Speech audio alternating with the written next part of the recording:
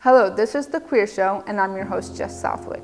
Today we will be discussing the life of the openly gay politician, Harvey Milk, and the openly bisexual poet, James Baldwin.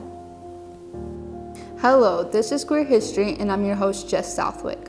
Today we will be discussing the history of a huge advocate and changemaker of LGBTQ lives, Harvey Milk. Born in Woodmere, New York on May 22, 1930. Harvey came from a small middle-class Jewish family that had founded a Jewish synagogue. Harvey's childhood was a normal, happy one. He was involved in many community activities. He played sports, did well in school, and developed a passion for opera. In 1951, he graduated from the New York State College for Teachers in Albany. Afterward, he served in the U.S. Navy during the Korean War, and in 1955 received an other than honorable discharge for being engaged in sexual acts with other enlisted men. After many jobs, he landed one being a financial analyst in New York. In 1972, he moved to San Francisco to live with his partner, Joseph Scott Smith, in a tolerant area. Not much is said about their romantic relationship, though. In the area that they lived in, the queer community faced discrimination from local businesses, as both consumers and employees. Harvey opened a candy store there as well, where he would become a leader in the gay community. His popularity grew when he changed the city's gay leadership. Harvey became involved in local politics and ran for public office so he could encourage equality. He knew that the only way to achieve his goal would to have a gay person be elected to a public office. He stated, "There is a major difference, and it remains a vital difference, between a friend and a gay person.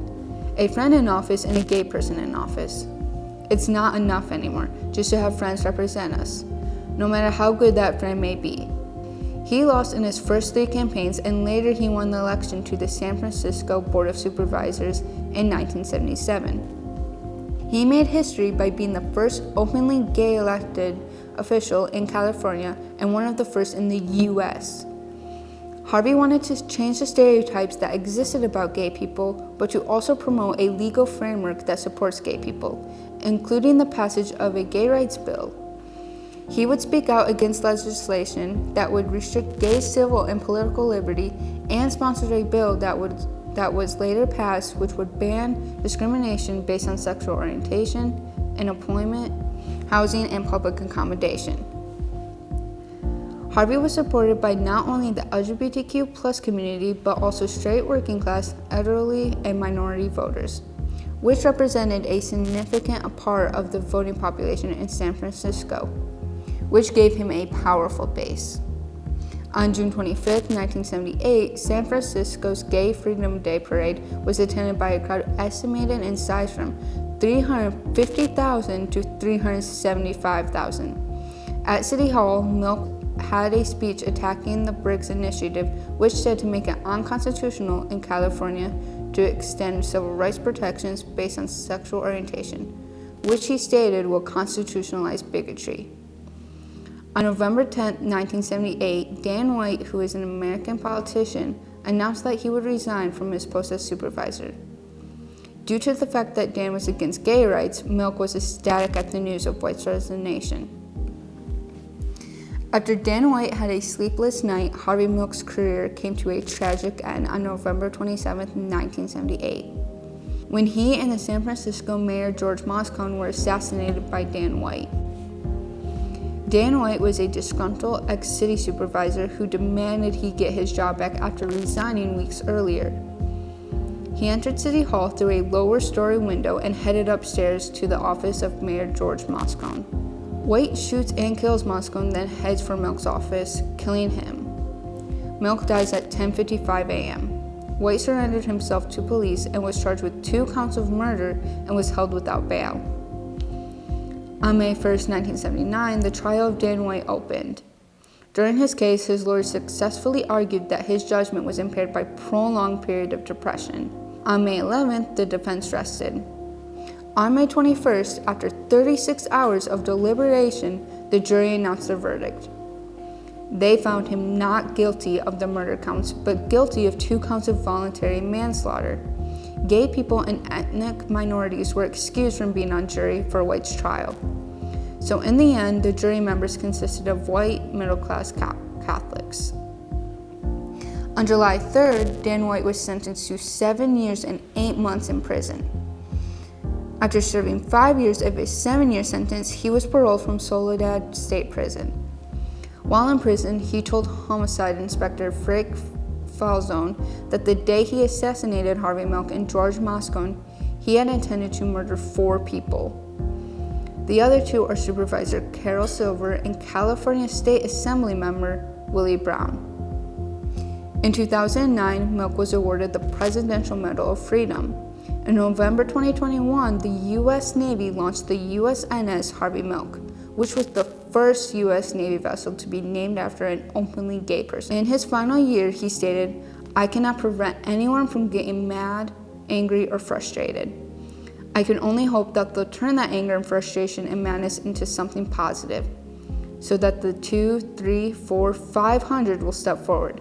So the gay doctors will come out, the gay lawyers, the gay judges, gay bankers, gay architects.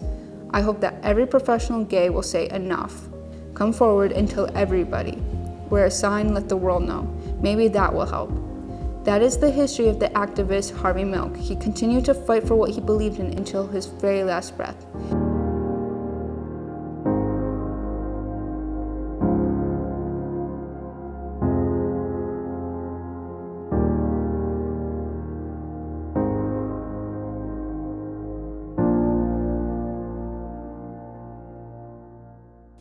James Baldwin was born in Harlem, New York on August 2, 1924, the grandson of a slave.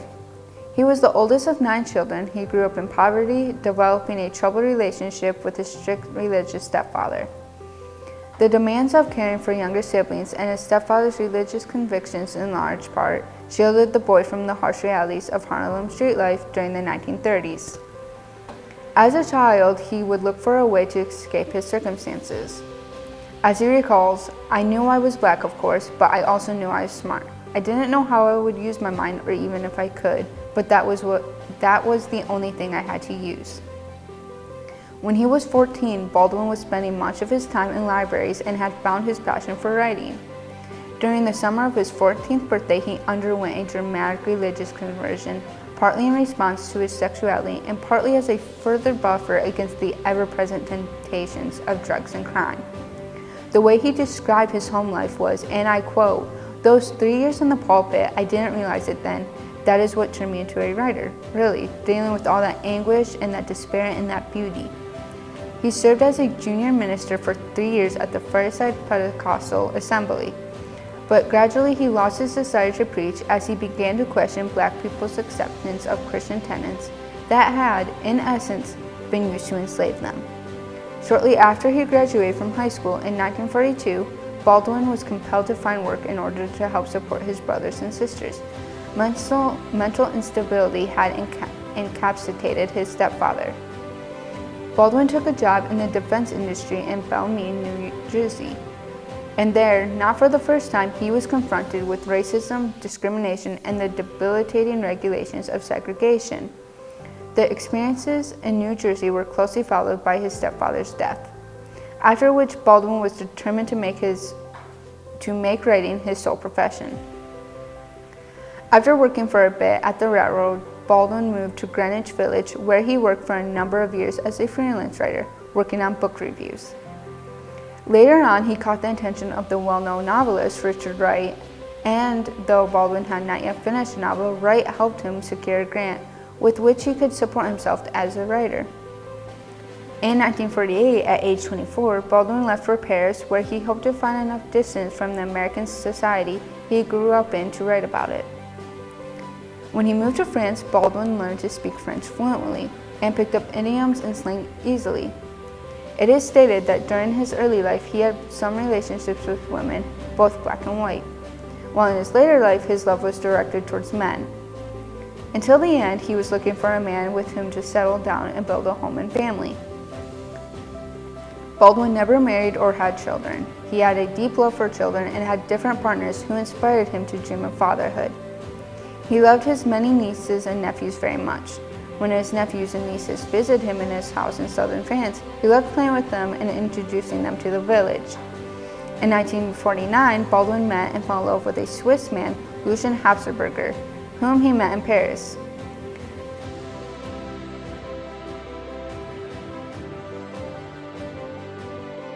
After Habsburger married, Baldwin became a godfather to Habsburger's first child, a boy named Luke. Through some difficult financial and emotional periods, Baldwin undertook a process of self-realization that included both an acceptance of his heritage and admittance of his bisexuality.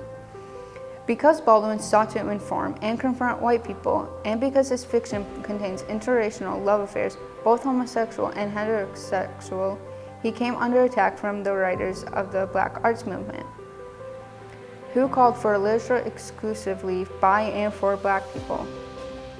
Baldwin refused to align himself with the movement. He continued to call himself an American writer as opposed to a Black writer, and continued to front the issue facing a multiracial society. Baldwin's writing career began in the last years of segregation. His audience was anyone who wanted to read and learn, and who did not fear confronting their own fears and prejudices. He was popular among white and Black readers alike.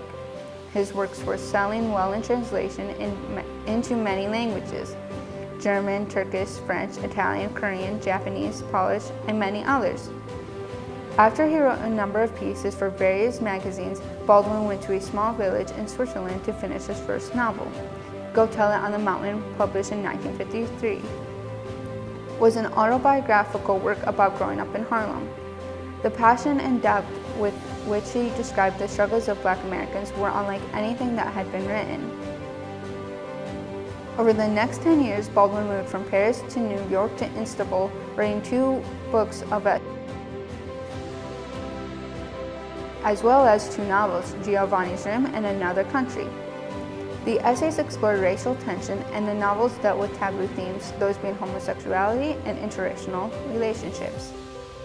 In the early 1960s, he was overwhelmed by a sense of responsibility to the times. Baldwin returned to be a part of the civil rights movement. Traveling throughout the South, he began to work on about Black identity and the state of racial struggle. The Fire Next Time, this too was a bestseller, so it put Baldwin on the cover of Time magazine. For many, Baldwin's call for human equality in his essays, The Notes of a Native Son, Nobody Knows My Name, and The Fire Next Time, became an early and essential voice to the civil rights movement. The nationalists like Amari Baraka and Aldrich Cleaver, as well as religious leaders in the civil rights movement, not only excluded Black gay activists like Bayard Rustin or Joseph Beam from being acknowledged, but also prevented Baldwin from speaking during the March on Washington in 1963. Baldwin remained an important figure in that struggle throughout the 1960s. After the assassinations of his friends Medgar Evers, Reverend Martin Luther King Jr., and Malcolm X, Baldwin returned to St. Paul de France, France, where he worked on a book, If Beale Street Could Talk, in 1974. Many responded to the harsh tone of If Beale Street Could Talk with accusations of bitterness. But even though Baldwin had captured much of the anger of the times in his book, he always remained a constant advocate for universal love and brotherhood. During the last 10 years of his life, he produced a number of important works of fiction, nonfiction, and poetry. He also turned to teaching as a new way of connecting with the young. Baldwin was not recognized as an outspoken advocate for gay and lesbian rights, though he was always out himself in support of sexual minorities. At the end of his life, he advocated for gender equality and androgyny. An example is a poem he wrote, Here Be Dragons. Baldwin's album collection includes Baldwin believing race and racism had nothing to do with biology, but everything to do with history, economics, greed, and power that had shaped national and international politics across the world. Today, his humanist mission to make all people see themselves for who they are, or as complex and conflicted human beings who need one another, like family members, is frequently misunderstood and misrepresented.